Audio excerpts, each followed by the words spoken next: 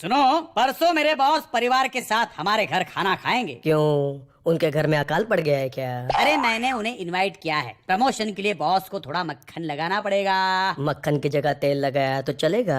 अरे मालिश नहीं करनी है, तुम सिर्फ खाने पे ध्यान दो। खाना तो मैं खा चुकी हूँ, ध्यान किस पे दूँ? अरे उस दिन क्या बनाना है वो तय करो। उस दिन? किस दिन? अरे जिस दिन मेरे ऑफिस के बॉस हमारे घर आएंगे। ऑफिस के बॉस घर आएंगे तो ऑफिस कौन जाएगा? अरे वो रात में आएंगे।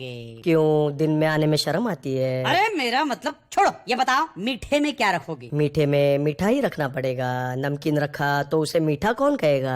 अरे मेरे कहने का मतलब खीर बनाओगी या हलवा? खीर के लिए चावल नहीं है और दूध लाना पड़ेगा, ड्राई फ्रूट खत्म है। तो बच्चा क्या? बच्चे का क्या? बच्चा नहीं, टॉपिक मत चेंज करो, कल तक तय कर लो। वो ठीक है, लेकिन आज क्या करूं? मेरा सर। सर तो मेरा भी है, इसमें नया क्या है? ऐसे ही और इंटरेस्टिंग वीडियोस देखने के लिए और शेयर करने के लिए डाउनलोड कीजिए रोपोसो ऐप राइट नाउ।